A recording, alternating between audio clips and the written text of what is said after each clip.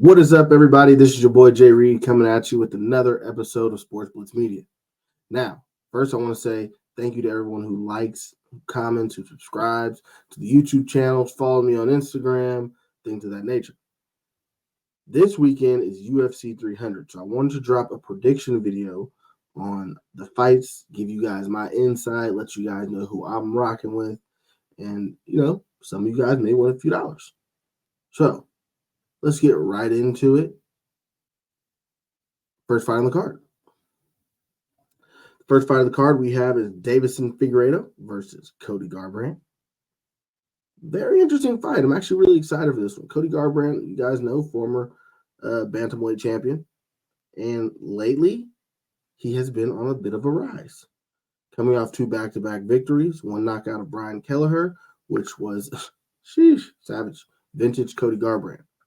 But Deiveson Figueiredo now has moved up to the bantamweight division, has already taken on Rob Font, who he has beaten.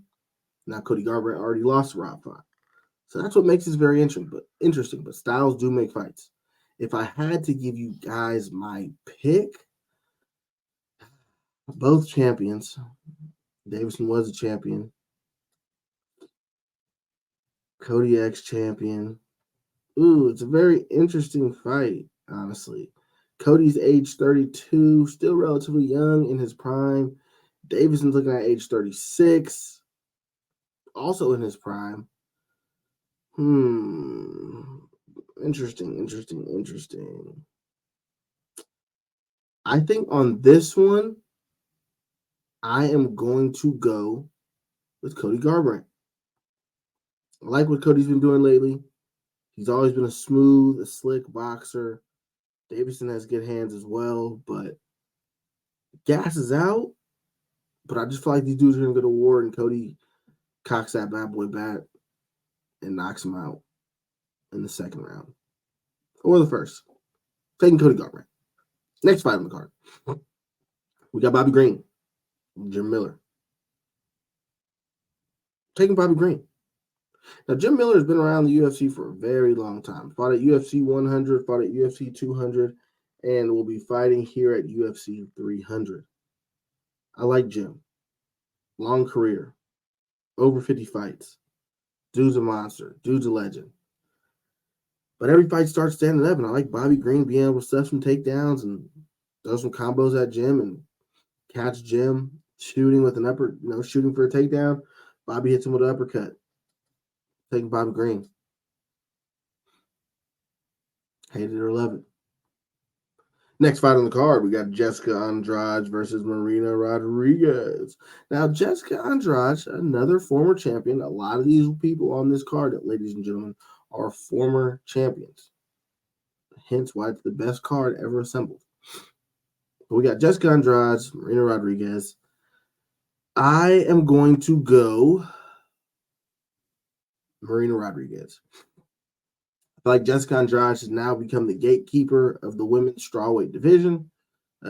She obviously has phenomenal power, good hands, but I feel like Marina Rodriguez is starting to find her rhythm, her groove, and I feel like she goes in there, utilizes her range and her reach, utilizes her kicking, and, gets a unanimous decision over Jessica Andrade just by output, being a smart striker, disciplined striker. So I'm going to give you guys take Marina Rodriguez. Moving up to a lightweight fight between Jalen Turner and Renato Money Moicano. I'm going Jalen Turner. Now, Moicano just fought Drew Dober. And he has been away from the ring for a while, but I don't, in my opinion, Drew Dober could have won that fight. I think Drew could have really won that fight. Thought he did win that fight. I mean, he busted Moicano up, standing up. He punched him on there on the ground. Had Moicano hurt several times. Moicano was just able to use his jiu-jitsu, keep him on the ground, also get off some good shots when he was on top. Jalen Turner's just too long. Good striking, good ground game. I mean, he absolutely pummeled Bobby Green the last time they fought. And so For that, I'm taking Jalen Turner. I mean, dude's a beast. He's on the come up. I like him over Moicano. Moving on up to the featherweight division, we got Sadiq Yusuf versus Diego Lopes. And I'm sorry, people. I live in Brown Orchard, so allergies are going crazy. We got Sadiq Yusuf versus Diego Lopes. I like that fight. I like Sadiq, but I like Diego. Diego's long. His jiu-jitsu is really good. He's not bad at striking. Sadiq's a good striker, good boxer. But if Diego can push him against the fence, take him to the ground, I believe Diego could, get off some good ground and pound, potential submission opportunity. But I could also see just Diego Lopes just beating Sadiq Yusuf with output, just good ground game, good transitions. Might have Sadiq, in a bit of a scare for a moment. But I ultimately think he just beats him by output, beats him on the cards, taking Diego Lopes. Going to be a good fight, though. Please. If you guys aren't fans, don't like the violence, or if you guys are fans and do like the violence, please tune in. I'm trying to tell you guys are not going to be disappointed in this card. Again, greatest card ever assembled. Moving on up to the women's bantamweight division, we have Holly the Preacher's daughter Holmes versus Kayla Harrison making her UFC debut. Folks, Holly is known for playing spoiler. And you guys remember what happened with Ronda Rousey? That head kick that was heard and seen across the world. Now, one thing is, Kayla Harrison is a wrestler. She is going to wrestle. Holly's not bad at wrestling. We've seen Holly dominate women with her wrestling. Now, Holly has the striking advantage. One thing about Holly Holm, and this is just my opinion, sometimes her striking can just be a little stiff. She needs to go back to when she fought Ronda and really let the combinations go early and often and finish with a kick. Whether down low, in the middle, or up high. Finish with a kick. Once you finish with the kick against Ronda, you knocked her out. Kayla Harrison's going to be shooting. So if Holly can stuff some takedowns, get that jab going, get some kicks going, she has an opportunity of upsetting Kayla Harrison. Now, with throwing kicks against a wrestler, that gives them opportunities for the takedown. But if Holly's slick with it, moving out of the center, keep moving like she does, she has an opportunity. Now, Holly's last fight, she fought Mayra Bueno Silva. Bueno Silva grabbed a hold of her. Well, technically, Holly grabbed a hold of her, trying to use her wrestling, trying to be a little more dominant. But when going against a jiu-jitsu practitioner like Bueno Silva, it's not as easy as you think. So Bueno Silva just grabbed a hold of that neck and choked her out with a standing guillotine. My memory serves me correctly, standing guillotine. And so, I'm taking Kayla Harrison.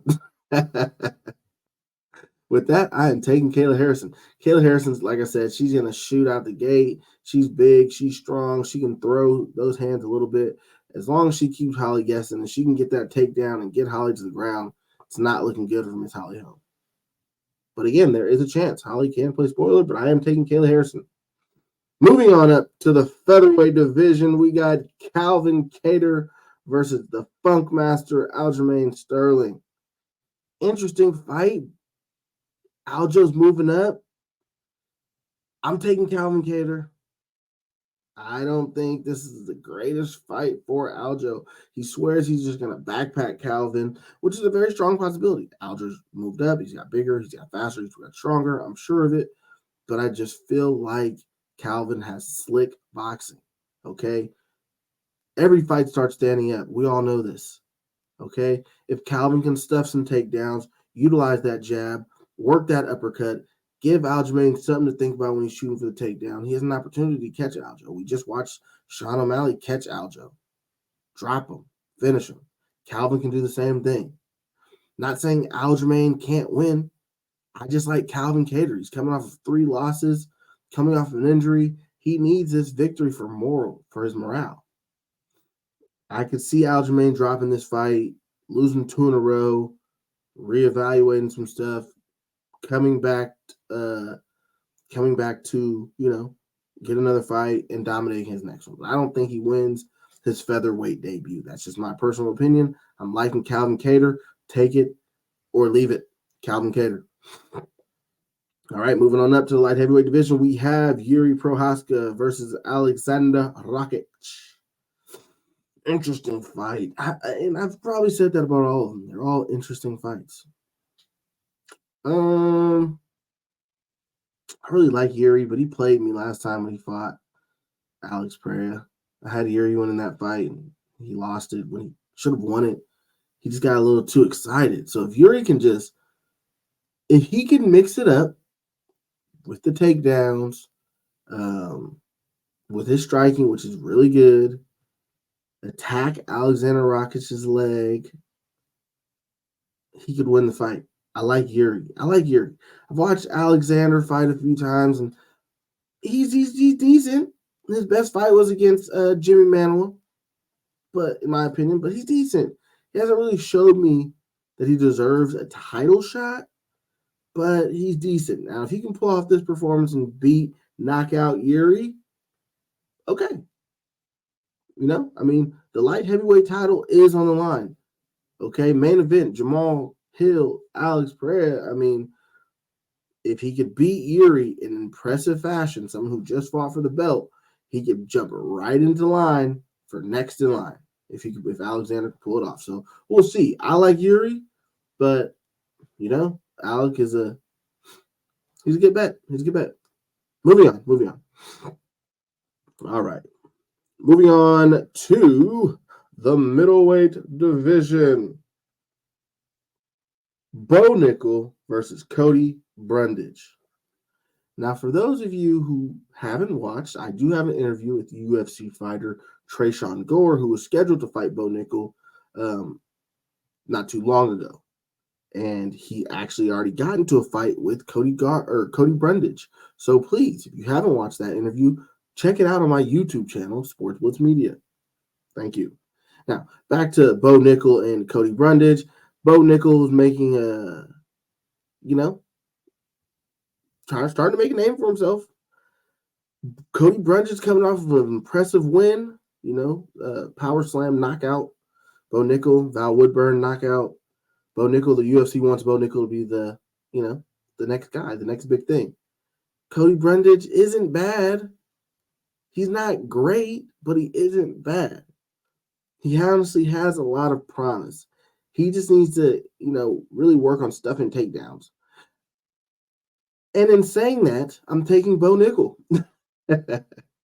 Bo Nickel is a national champion wrestler.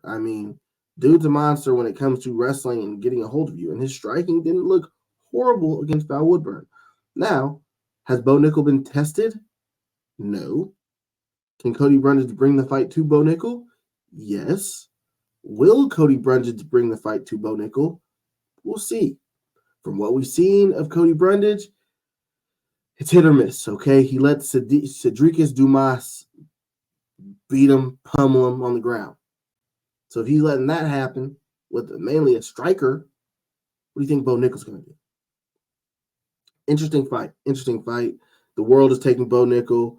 Who knew Bo Nickel was a little bit taller than Cody Brundage at 6'1". I think they're probably giving him a little bit of juice.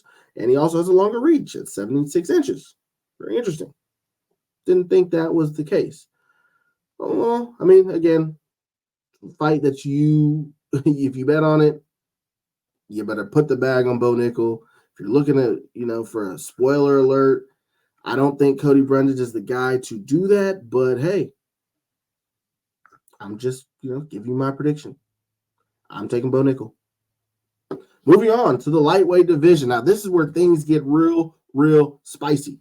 Okay? Real spicy, real dicey. Because this is where things really start heating up. Okay? We are getting to, again, this is where things start heating up.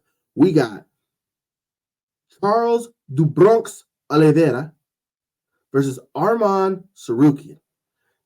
A lot of people's, pick for fight of the night.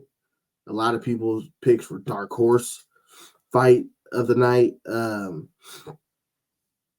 It's going to be a banger, I can tell you that.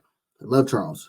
I am a huge fan of Charles Oliveira. I loved how he literally fought through adversity in the beginning of his career, and when he worked his way up to being the champion of the lightweight division. Now, current champion of the lightweight division is Islam Makhachev, who unfortunately Charles lost to. Arm triangles, lost his belt. But instead of Charles, calling for an immediate rematch and that, Charles got right back to the drawing board and went out and beat the brakes off Beneil Dariush. And unfortunately for Beneil Dariush, the UFC didn't do him any favors. They threw this young lion by the name of Arman Tsarukyan his way. And what happened to Beneil Dariush? Arman Tsarukyan knocked him out, people. It was ugly. If you didn't see it, please go see it. Charles and Arman are about to throw down. Now, here's my prediction. Here's my pick. I know I love Charles. I'm liking Arman Tsarukyan, though. Charles has been there. He has done that. And I think that his time has came, and I think that his time has went. I could be wrong. Okay, Charles is only 34. He's still in his prime. But one thing that bothers me with Charles is that chin. Every fight he's had, that chin has been touched. He's hit the canvas. That chin scares me. Arman is a strong 27-year-old young man ready to make some noise. Okay, he's already also lost to the champion. It was a while ago. Hard fight between him and the champ, but he still lost. Now, Charles has experience. Charles has been battle-tested. Charles was once the champion, so he's been in these type of situations in big moments before. But I think I'm going to take the young man, Arman Tsarukyan. Now, this prediction video can change. It's only Wednesday. A lot of things can happen. I might go back and be like, I changed my mind. I might place a bet myself and not have Arman Tsarukyan on that bad boy. But I just like, he's young. He's hungry. He's looking to make a statement. UFC 300. Again, Charles' chin scares me. Every fight, Michael Chandler tagged him. Dustin Poirier tagged him. Justin Gaethje tagged him. He's beat them all. He beat all of them. But they all still tagged him. I've watched Arman get put into some funky situations once or twice, but he battled through them. Ended up winning the fight. So I think on this one, I'm going to take Arman Tsarukyan to beat Charles do Bronx Oliveira. It's one of those things where I kind of hope I'm wrong, but probably going to be right. Moving on up. I told y'all this is where things get spicy. Spicy. We got Justin, the highlight Gaethje versus Max Blessed Holloway for the UFC's BMF Baddest Mother title. Love both these guys. I really do. They're both savages. They're both what you call a fighter's fighter. They're both highlight reels. Max, legend. Justin, legend. Both still in their prime. This is a hard one to call, to be honest with you. Because, okay. Max fought Dustin Poirier twice. Lost twice. Dustin, bigger dude. He was bigger and he was stronger. Not going to say he was faster because Max was right there. But when they fought, it was evident that Dustin was stronger. His shots hurt more. Max was bringing volume, combinations. But when you can't pack that power to really put someone down or bust someone up, it's hard. Now, Max has been in the gym, grinding, working, getting bigger, getting faster, getting stronger. I think he's taken this preparation with Justin Gaethje way more serious than he did with Dustin Poirier. Not saying he didn't take it serious then, but when it comes to really transforming your body, even if it is just 10 pounds, really building up that muscle, that strength, being able to land these harder shots and really have an opportunity to put these guys out, especially at 155. Now, Justin Gaethje just recently fought Dustin Poirier. They also fought twice. He lost to Dustin Poirier the first time, and in losing, he said that fight changed his whole game. Now, before, Justin Gaethje was, like he says, a car crash. There was no such thing as controlled chaos. He was a car crash. He was just boom, bow. He was just throwing his body in there, trying to do damage with damage. But since then, he's changed his game, and he has been an assassin. Controlled chaos. The guy has been really, Tony Ferguson, beautiful performance, punched Tony in the head for 25 minutes. 23 damn near. Rafael Fiziev, an up-and-coming savage, went in there and gave it to him, busted him up for 15 minutes. Michael Chandler. Hey, in my opinion, Michael Chandler is the definition of a prize fighter. May not win, but will do anything and everything to put on a performance. Just like Justin Gaethje. He's the highlight. But went in there and put on a beautiful performance against Chandler. They went to war. Gaethje has been battle tested. He, in my opinion, is the definition of a BMF. But so is Max Holloway, man. That guy has beat everyone in his division except the champ or former champ, Alexander Volkanovski, and the current champ, Ilia Topuria. But he has marched through every single person that the UFC has put in front of him. I like Max Holloway. I like Max going in here, making a statement against Justin, putting both divisions on notice. But that's the thing, though. He wins this fight, it's like, ooh, Ilya's right there. I love that Ilya fight. That's a beautiful fight. But he wins this fight, then it's like, ooh, what up, Islam? Especially if he knocks Justin Gaethje out. All depends on how he wins. So I'm very interested to see this fight, but I'm going to take Max Holloway. I'm going to go Max. I like it. I think it's time for Max to seek his revenge in the lightweight division, and it starts with Justin Gaethje and him claiming the BMF belt, taking Max Blessed Holloway. All right. Now we have made it to our co-main event of the evening between, and I apologize in advance if I'm butchering these names, Weili Zhang and Yan Xinan. And I apologize to Yan. I'll work on it. But Weili and Yan. Battle of China. China versus China. This is the women's strawweight title on the line. I'm taking Weili.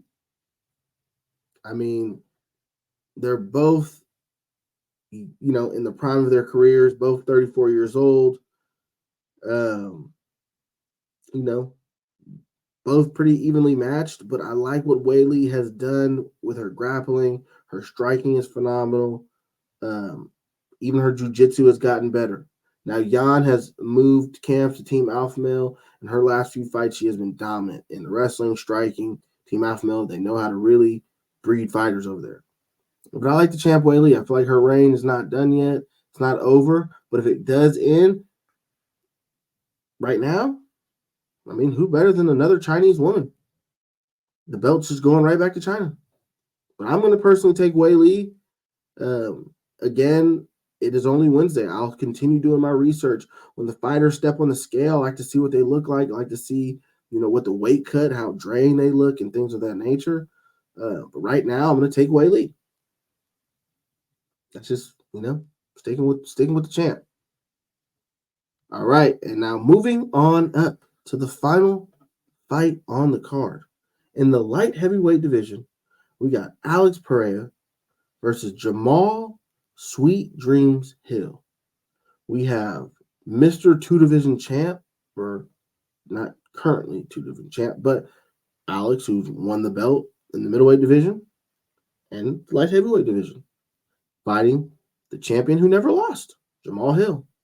Now, Jamal, last year, for those of you who don't know, tore his Achilles in a basketball event and had to vacate the belt. So Alex and Yuri fought for the belt. Alex knocked him out in the second round. Beautiful fight. Again, that card, I had Yuri, but Alex got the job done. Dude, they call this man Poetan, hands of steel, or hands of stone. And he has shown it in his fights. I mean, he's a phenomenal kickboxer. He's transitioned to the MMA game really well. He's a great fighter. But I'm taking Jamal Sweet Dreams Hill, baby. That's all you got to know. I'm taking Sweet Dreams. Jamal is an underrated, if not one of the most underrated fighters in the UFC. His rise to the championship was swift and quick, and he knocked everyone out. Had one or two setbacks on the way up. Technically one, which technically, I mean, yeah, one setback, which was, I want to say Paul Craig. But other than that, dude's been knocking everybody out. Sweet Dreams, hence the nickname. If he is anywhere the fighter that he was when he fought Glover Teixeira, I feel like the pressure, the pace, his hands, his feet, just his striking, his overall game, he can get the job done. Now, he'll have to avoid the leg kicks. Alex has great leg kicks, but once he throws a leg kick, you throw that right hand. As long as he puts the pace and brings the pressure, I like Jamal Sweet Dreams Hill. I really do. I really, really do. Again, now if he, if he's healthy and he's the fighter that he was when he fought Glover, I like Jamal Hill by knockout. I mean, we've seen Izzy knock out Alex. We've seen that chin get touched. We watched Yuri blitz him and tag him a few times. Jamal has his blitz is accurate. He's hitting you. He's tagging you on the chin. So I'm gonna take the champ who never lost in Jamal Sweet Dreams Hill. It's gonna be a beautiful card, beautiful fight. I'm super excited. Hope you guys enjoyed my prediction video.